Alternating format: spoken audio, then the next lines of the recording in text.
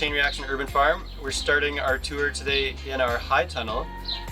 This is where we grow most intensively on our farm. We've got cucumbers, tomatoes, more cucumbers and peppers, all trellised higher than we can reach.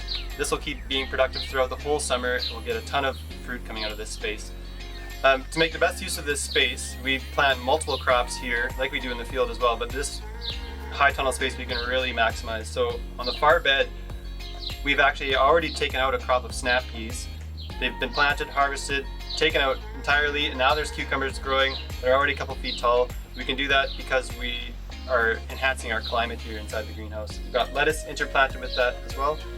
In this bed with tomatoes, we've actually already harvested a crop of carrots. We planted the carrots on the outside rows, the tomatoes down the center, and if we plant those carrots early enough, back in March I believe they were planted here, we can pull them out now, and they're fully mature carrots already, and now the tomatoes have full reign over this bed.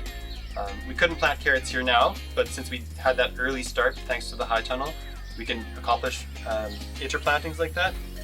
Here, in this bed, we have cucumbers down the middle now, and it looks like that's all that's ever been here, but we actually had 27 kilograms of beets that we harvested from the outer side of this bed initially, and we had spinach on the other side of these cucumbers that we harvested too before planting that lettuce. So we're always maximizing every bit of sunlight we can with this high tunnel. And then the last example here with our peppers now, we actually had rows of onions on either side of those pepper plants that we pulled out already as well, because those onions are much hardier than peppers. We could plant them quite a bit earlier. So those are a few examples of interplantings that we take advantage of in our warmer climate here in the high tunnel.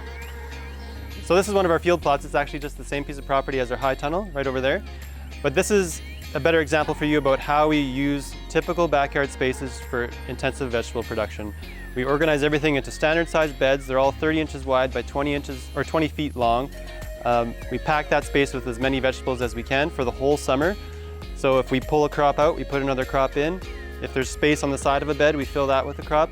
All of these tomato beds here that have been trellised vertically have had crops of lettuce planted beside them, and that will continue throughout the whole season.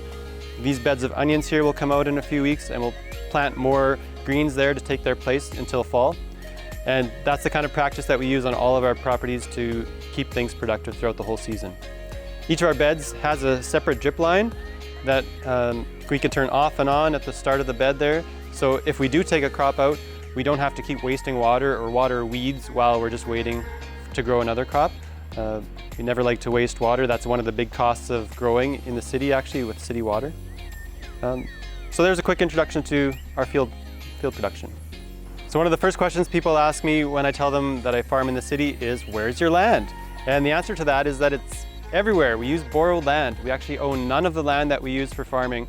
This is an example of how you can get land for free in the city. This is a Boulevard Plot. It is totally owned by the city, and the city regulates this process. You can sign up your boulevard garden with the city. It is totally legal, and I encourage you to look for spaces like this and take advantage of them. And just taking a look through here, you can see how much production you could actually get from a boulevard. We use the same process here that we do in our backyards. We just set up irrigation, organize our beds into standard sizes, and fill them with vegetables for the whole season.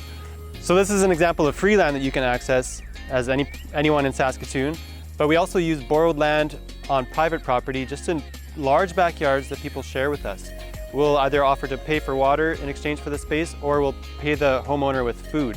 Most people choose the food, naturally. We're not going to look at one of those plots today, but the way that works is people just approach us at this point and offer us land. But when we were starting out, we just put ads on Kijiji, and eventually we got 1 or 2 offers. We did our best we could with those properties, and once you've got examples to show what you can offer people by taking pictures of your gardens that you're using on shared land, then you can share those pictures, and then the momentum really snowballs and people think, oh, that's what you're going to do in my yard? I'll offer my space for you for the same purpose. But before you've got those examples to share with people, it's a little bit harder to help them imagine what your space is actually going to look like. But now that we've got examples like this, people are strolling by this boulevard all the time. They want this kind of thing in their own backyard, so we have no trouble finding space. We've got 4 spaces in total on our farm. We've got about 100 beds in production like this that are all 50 square feet, to give you an idea of the size of our farm. We serve 34 members right now, giving them regular produce every week through Chain Reaction Urban Farm. I also noticed that once we started growing really publicly like this, I got a lot of questions about growing vegetables. People would say, oh, your beans are already ready to pick. Those carrots are ready. How come nothing's eating your beets? My beets are destroyed.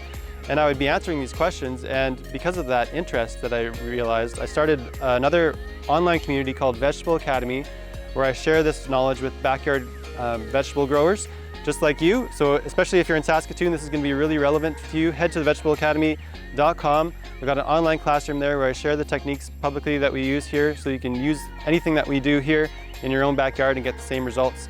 Especially here, if you're in Zone 3, it's hard to find similar advice out there because most of the stuff online is from California or someplace warmer than Saskatoon. So check that out if you want to grow vegetables. If you're interested in acquiring some of these delicious vegetables for yourself, then check out chainreactionurbanfarm.com. Thanks for watching.